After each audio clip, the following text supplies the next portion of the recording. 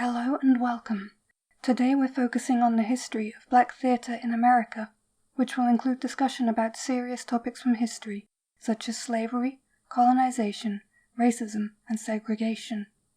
These events have had lasting effects on American culture, and the topic of black theatre in the US cannot be discussed without considering the full context of its development. According to the US Census Bureau, in 1800, North America had a population of over 5.3 million people, over 1 million of whom were of African American descent. This was almost entirely due to forced migration from the transatlantic slave trade.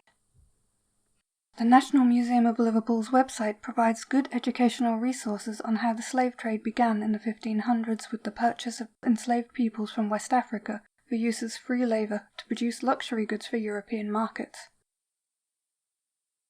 Millions of people died while being transported to the Americas, and those who survived were separated from their own people and cultural practices. Our discussion of the history of black theatre begins here, with those who retained the legends, genealogies, and laws of their people, the Griots. Griots were kept in the employ of leaders and kings. They used music, gesture, poetry, and storytelling to communicate traditions. Some griot practices have survived in modern West Africa today. One example is the Sunjata epic, a song which tells of the history of the hero Sunjata, his heritage, birth, deeds, and ultimate victory over King Sumunguru to become the founder of the Mali Empire. You can read more about the epic of Sunjata on the Met Museum's website. Though the artistic traditions of black Americans today may have similarities to performance styles of West African griots, it is difficult for historians to prove that those influences were inherited from those taken to America by the transatlantic slave trade.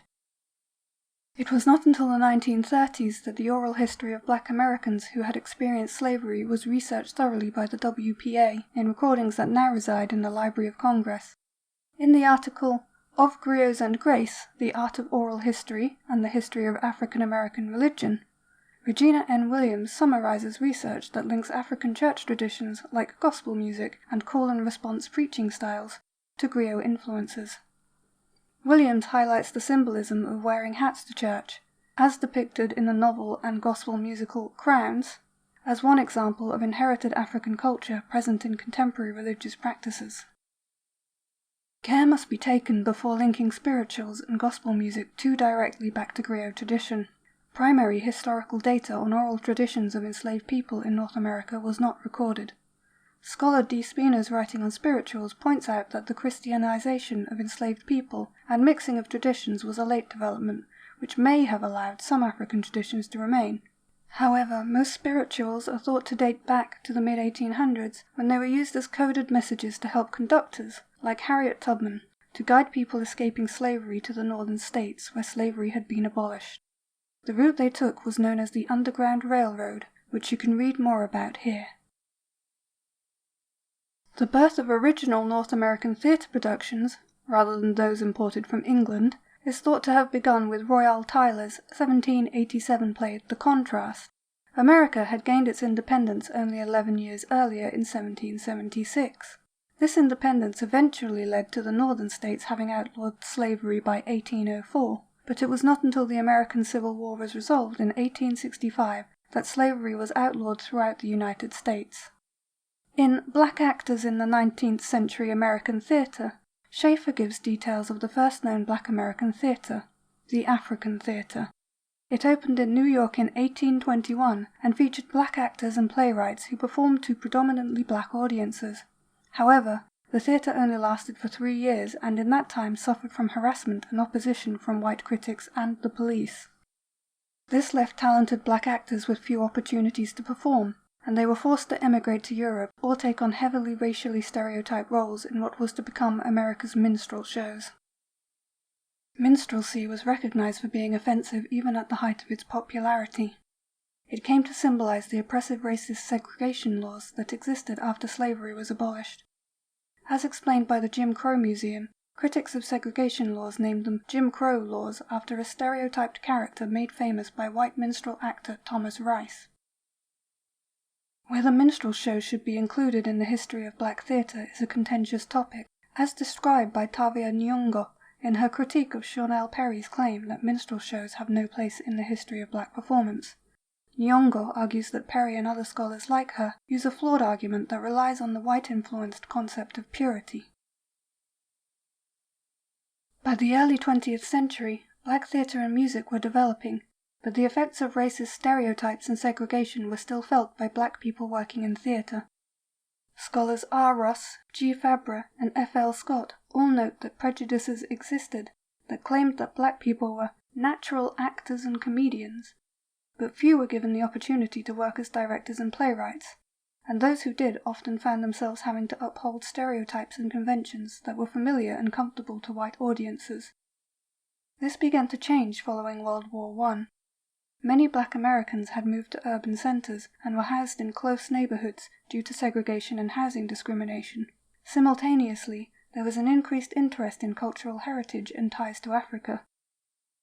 The paper, Pan-Africanism and the African Diaspora, highlights the strength of interest in the political movement to reconnect all those of African descent to the African continent.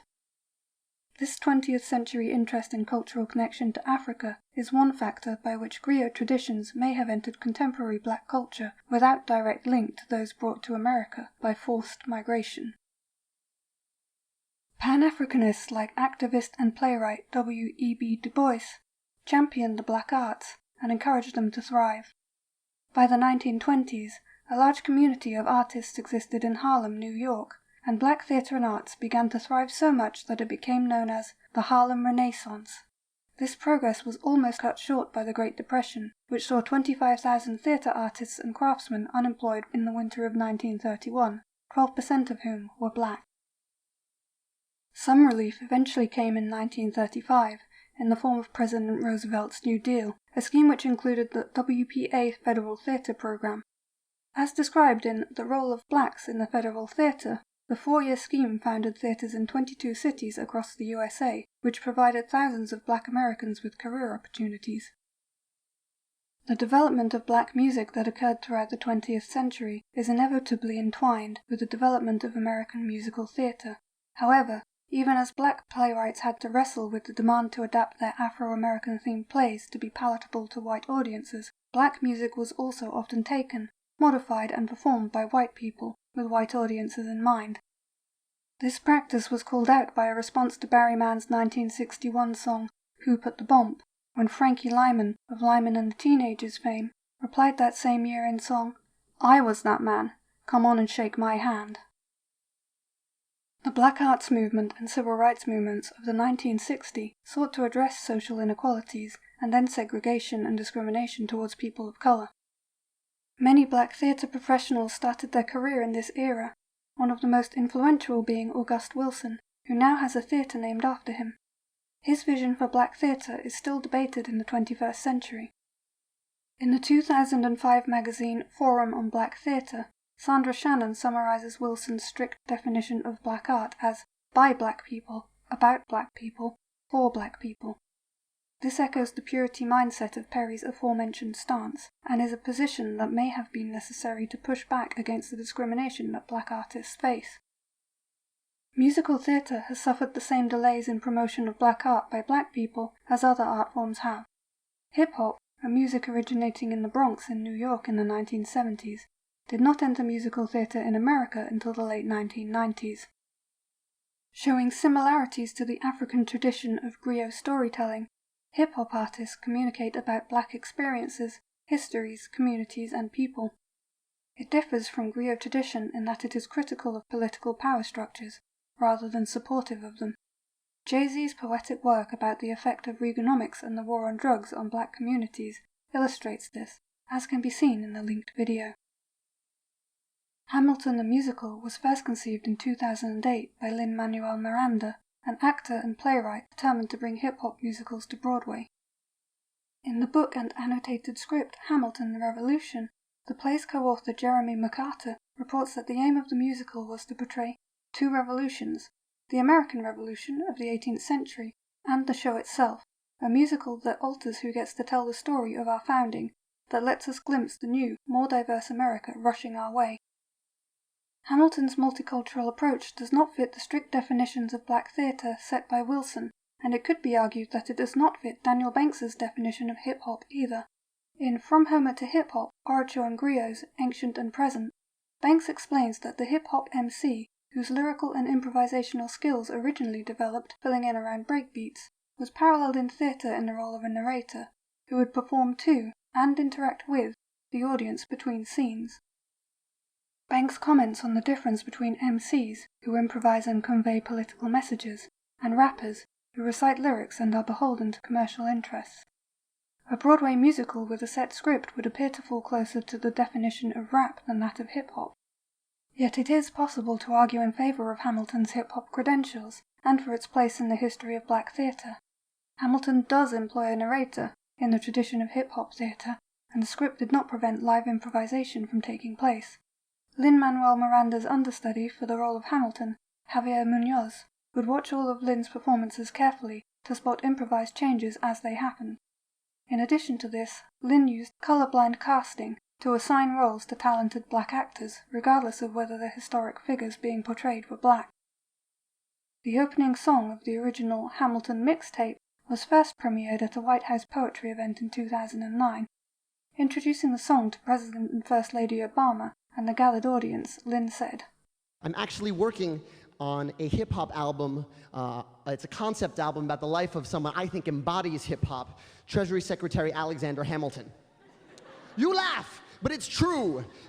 He was born a penniless orphan in St. Croix of illegitimate birth, became George Washington's right-hand man, became Treasury Secretary, caught beef with every other founding father, and all on the strength of his writing. I think he embodies the word's ability to make a difference.